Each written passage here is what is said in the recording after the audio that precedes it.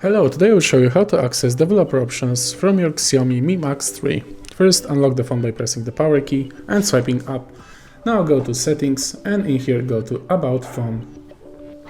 Now here, simply tap the Mi UI version a few times with your finger until you see a message developer options.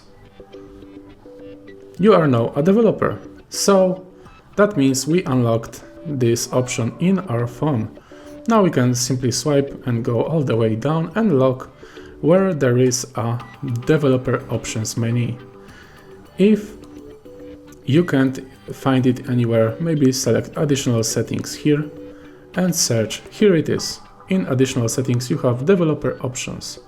And from here you can select all kinds of different things like a skip screen lock, stay awake, OEM unlocking, running services. You can use USB debugging.